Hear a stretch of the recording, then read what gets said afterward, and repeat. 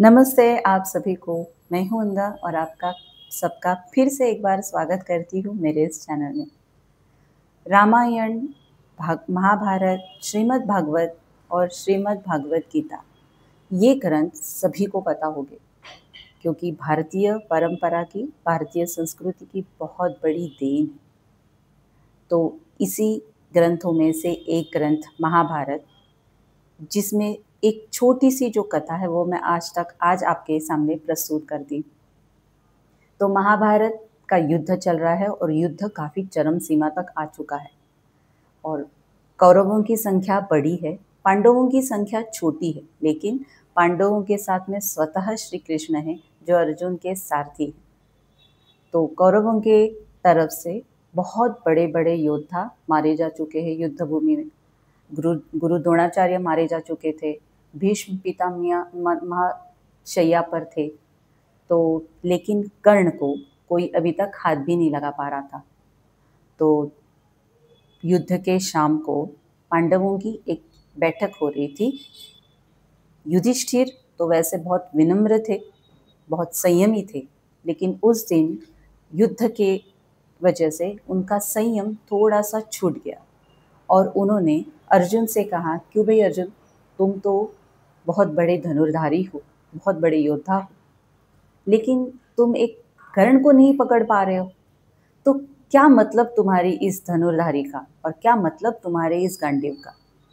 तो अर्जुन को ये बात बहुत बुरी लगी और उन्होंने पहले एक प्रण लिया था कि जो कोई भी मेरे गांडीव का अपमान करेगा तो उसको मैं मृत्युदंड दूंगा। अब यहाँ पर विनम्रता ये हुई कि अर्जुन के गांडीव का अपमान करने वाले खुद उनके बड़े भाई थे। अब अर्जुन सोच विचार में पड़ गए कि अब मैं क्या करूं।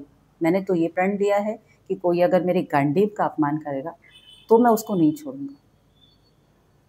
फिर हमारे श्री कृष्ण वहाँ पर आए और उन्होंने बोले कि इसका एक मार्ग है अर्जुन। बड़े भाई, तो भारतीय परंपरा के अनुसार बड़े भाई पिता समान होते हैं और अगर पिता का अपमान कर दिया जाए तो वैसे ही उनकी मृत्यु हो जाती है। तो तुम एक काम करो, तुम युधिष्ठिर का अपमान कर दो, तो वैसे ही तुमने उनको मृत्युदंड दिया, ये हो जाएगा और तुम अपने प्रण से बच जाओगे। तो अर्जुन को ये बात बहुत पसंद आई। तो अर्जुन ने बोला कि हाँ। अर्जुन वापस सभा में आए और आकर बोले, ये सब आपकी वजह से हो रहा है। अगर आप द्यूत नहीं खेलते, अगर आप अपने राज्य को द्यूत में नहीं हारते, अगर आप अपने भाइयों को द्यूत में नहीं हारते, तो ये परिस्थिति ही निर्माण नहीं होती। ये सब कुछ भी हो रहा है उसके कारणीभूत आप ही है। और अर्जुन ने ये बोलने के बाद में युधिष्ठिर अवाक करके अर्जुन की तरफ देखने लगे, लेकिन कुछ बोला नहीं क्योंकि बहुत संयमी थे। और अर्जुन ये सब बोल के वहाँ से निकल गए। अब फिर से एक दुविधा आ गई अर्जुन के सामने। उनका मन बहुत तकलीफ देने लगा उनको कि ये मैंने क्या कर दिया। मैंने अपने बड़े भाई का ही अपमान कर दिया, जिनको मैं पिता समान मानता हूँ। तो ये तो मेरे से बहुत बड़ा पाप हो गया। तो अब मुझे जीने का कोई अधिकार नहीं है, तो मैं आत्महत्या करूँगा। अब कृष्ण ने सोचा कि ये क्या हो गया भाई, मैं तो एक मार्ग निकालने की कोशिश कर रहा था, ये तो कुछ और ही हो गया। लेकिन फिर से वो अर्जुन के पास आए और अर्जुन को बोला कि अर्जुन, एक मार्ग और है। तो अर्जुन ने भी सोचा कि कृष्ण मार्ग बता रहे तो ज़रूर अच्छा होगा। तो उन्होंने बोला कि हाँ, कौन सा मार्ग है। तो फिर कृष्ण ने बोला कि तुम आत्मस्तुति करो। आत्मस्तुति करना यानी आत्महत्या करना। तो अगर तुमने आत्मस्तुति कर ली तो तुम्हारी वैसे भी आत्महत्या हो जाएगी, तो फिर तुमको चिता पर चढ़ने की ज़रूरत नहीं पड़ेगी। तो ये भारतीय परंपरा में की एक मिसाल है कि जहाँ पर बड़े भाई को पिता समान का दर्जा दिया जाता है, जहाँ पर ये सीख दी गई है हमको कि आत्मस्तुति करना यानी कि आत्महत्या का पाप है। तो एक और इससे जुड़ी बात है, जो रामचरितमानस जो भारत भर में प्रसिद्ध है, भारत में ही नहीं पूरे विश्व में प्रसिद्ध है, तो उनके जो रचयिता है श्रीमान कवि तुलसीदास जी, उनको किसी ने बोला कि आप इतने अच्छे काव्य कैसे कर लेते हैं?